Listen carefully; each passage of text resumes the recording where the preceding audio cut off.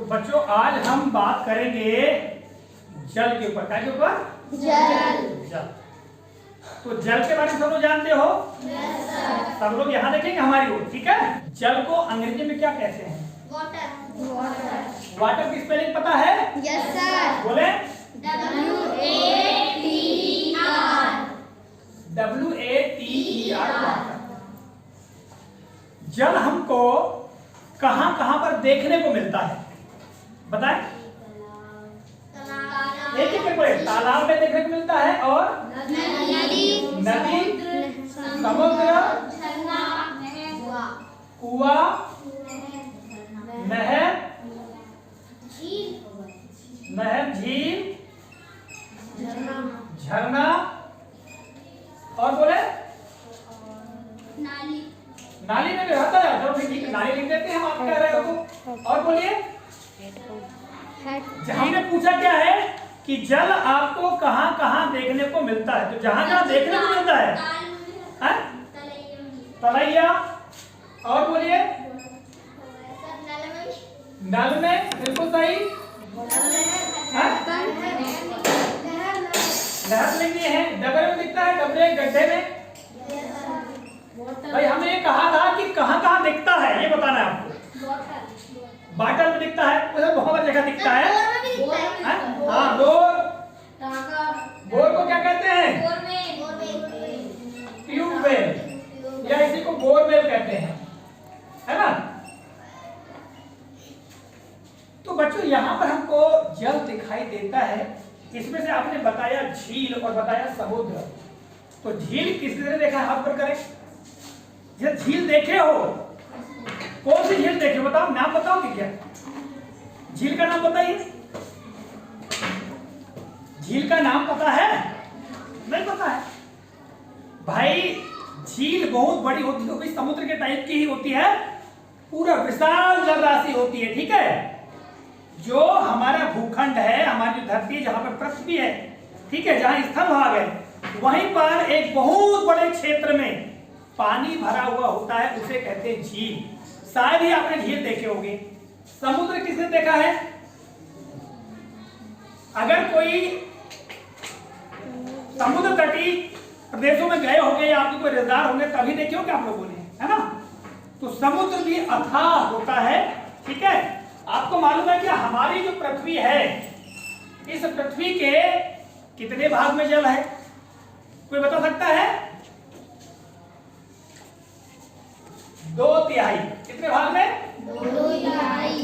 2/3 भाग में जल होता है, और 1/3 भाग में क्या होती है? भूमि। अब हमने कहे कि 2/3 और 1/3। अब 1/3 का क्या मतलब है? यदि किसी चीज को तिहाई का मतलब 3, तिहाई का मतलब 3, किसी चीज को 3 बराबर भागों में बांट दिया जाए। कितने भागों में? 3 बराबर भागों में बांट दिया जाए। 1 भाग, 2 भाग और 3 भाग, ठीक है? इसका मतलब यह है कि जल जो है इतने भाग में जल ही जल है, और केवल इतने भाग में धरती है, भूमि है, भूखंड है, ठीक है? कहने का अर्थ ये हुआ। बात समझ आ रही है? तो जल बहुत ज्यादा, ये जो हमने बताया ये जल समुद्रों में है। काय के रूप में है? समुद्रों के रूप में है, ठीक है? ये जो देखते हो कि आप लोग कि बरसात होती है, होती बरसात? अभी बरसात होती है, बरसात समय है? Yes sir. बरसात होने लगती है, तो पानी कहाँ से आता है? कहाँ से आता है पानी? आसमान से। अब आसमान में कहीं पानी होगा क्या? आसमान में कहीं पानी होगा क्या? नहीं है। तो कहां से आता है? अच्छा, धुआं बन जाता है। धुआं देखे हो?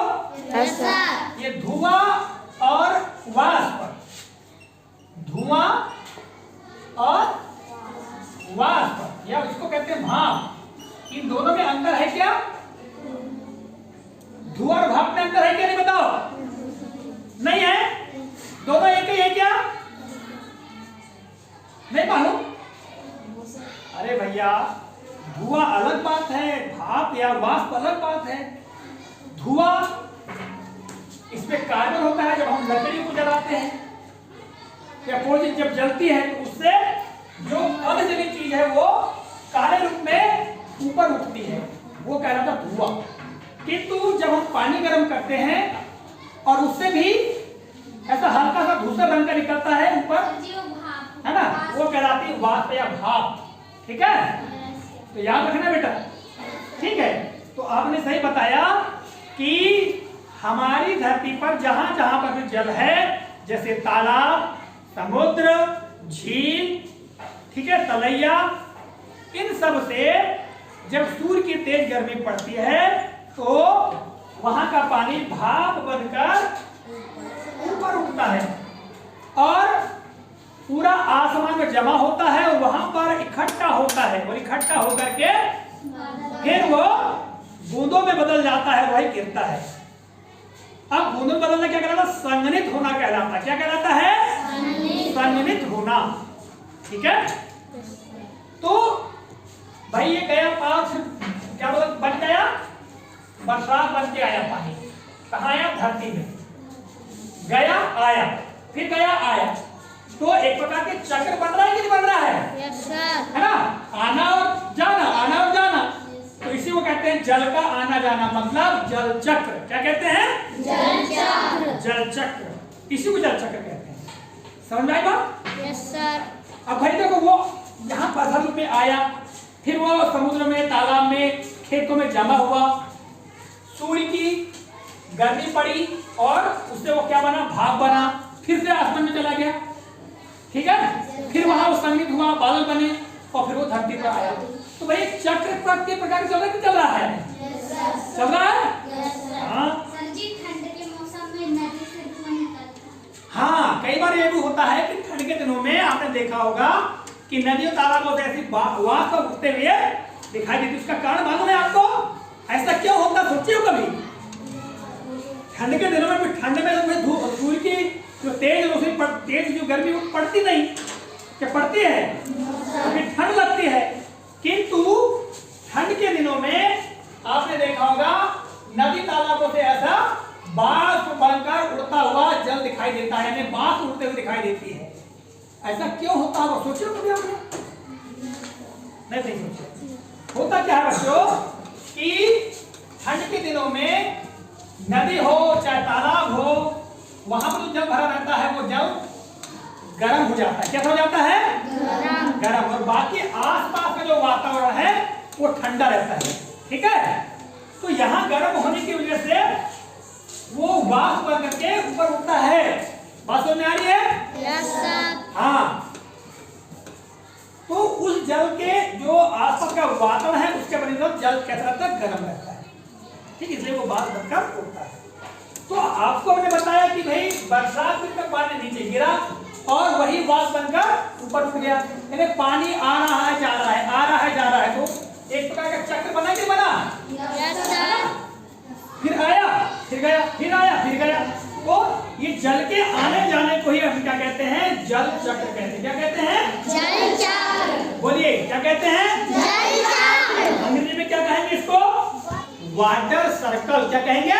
Water circle. वाटर सर्कल कहेंगे। बच्चों, कभी आपने सोचा है क्या, आज जो पानी आपके गांव में गिरा है और आपके गांव के तालाब में, कुआं में जमा हो गया, वो जल पहले और कहीं रहा होगा? ऐसा सोच सकते हो क्या आप लोग? भाई मान लो जो पानी गंगा नदी में था, मान लिया जाए, कौन सी नदी में? गंगा नदी में बह रहा था, वो जल बात बनकर ऊपर गया आसमान में, फिर बादल बना, वो बादल हवा के साथ हमारे इधर आ गए और वही पानी बनकर हमारे यहाँ गिर गया। तो ऐसा हो सकता है? नहीं हो सकता है? दक्षिण अमेरिका की जो अमेज़न नदी है, मान लो वहां पर जो अमेज़न नदी का जल है वो वाष्प बनकर ऊपर उठा होगा, है ना, और वो बादल बनके कहां आ गया? हमारे भारत में आकर यहां गिर गया। तो भाई जो पानी है, जल जो है, वो एक ही जगह स्थायी नहीं रहता। जो जल आज कहीं और है तो कल कहीं और होगा कि नहीं होगा? Yes sir. हाँ, तो ये बड़ी महत्वपूर्ण बात थी। अब हम आपको बताते हैं पानी धरती के ऊपर कितना है, कहां पर, किस रूप में, कितना जल है उसके बारे में जानते हैं। आपकी जो पुस्तक है इसमें तालिका दी गई है, ठीक है। जितना भी जल हमारी धरती के ऊपर पाया जाता है उसको यहां पर आप देख सकते हैं कि कितने प्रतिशत जल कहां पर है। 97.3% जल काय में है, समुद्रों में। कहां है, समुद्रों में है। बर्फ छत्र, बर्फ आपने देखा होगा जो ऊंचे स्थान है, पहाड़ी इलाके जैसे हिमालय, हिमधन आलय बराबर हिमालय, यानी हिम का मतलब बर्फ होता है और आलय का मतलब घर होता है। तो जो बर्फ का घर हो उसे हिमालय कहते हैं, ठीक है। तो वहां पर बर्फ है। उसी प्रकार जो ऊंचे पहाड़ हैं, पर्वत हैं, ठीक है, तो वहां पर तापमान कम हो जाता है, इसकी वजह से वहां बर्फ जम जाती है और बड़े बड़े छत्र के रूप में वहां आच्छादित हो जाती है बर्फ, उसे कहते हैं बर्फ छत्र। वो 2% है। इन्हें 2% जल धरती में जितना जल पाया जाता है उसका 2% कहां पर जाता है, इन्हीं बर्फ के रूप में। फिर भूमिगत जल, यानी हमारे धरती में जब कुआं खोदते हैं, कुआं खोदते नहीं खोदते तो जल निकलता। आपके घर के कुआं में जल है कि नहीं है? देखो सब लोग यहाँ देखो, मैं प्रश्न करूंगा आप लोगों से, प्रश्न करने वाला हूं मैं, ठीक है। हमारी बात ध्यान सुनेंगे। तो उसे कहते हैं भूमिगत जल। भूमिगत का मतलब होता है भूमि के अंदर, भूमि के अंदर जमीन जो है इसको खोदेंगे, कुआं खोदोगे, ट्यूबवेल आप खोदिए, बोरवेल करवाइए या कुआं खोदिए तो जल निकलता। यानी हमारे भूमि के अंदर जल है। तो जितना भी जल है वो जल है 0.68%। झीलों में जो मीठा जल जिसे कहते हैं ना, अलवण जल या जिसे हम मीठा जल कहते हैं, उसकी मात्रा है 0.09%। और नमकीन झीलें जो हमारे धरती में पाई जाती हैं, झील है वो नमकीन है, नमकीन मतलब खारी झील है, जिनमें लवण था नमक का था सोडियम क्लोराइड, तो वो है 0.09%।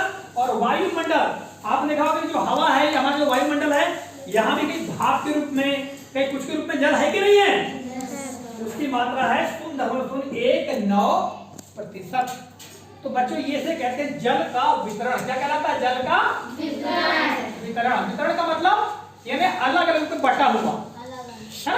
यानी समुद्र में कितना है, बर्फ के रूप में कितना है, भूमिगत कितना है, झीलों में कितना है, ये जो अलग अलग वितरण किया गया है, बटा हुआ है ना, इसे हम कहते हैं जल का वितरण। समझ में आया आप लोगों को? मजा आया कि नहीं आया? प्रश्न करें? कर ले प्रश्न। चलिए हम प्रश्न करते हैं। जब जल समुद्रों से, तालाबों से वाष्प बनकर ऊपर उड़ता है, फिर बरसता है, इसे क्या कहते हैं? क्या कहते हैं? जल चक्र कहते हैं। समुद्रों में कैसा पानी पाया जाता है? खारा या नमकीन, है ना। अच्छा बताओ, बर्फ के रूप में कितना प्रतिशत जल है? बर्फ के रूप में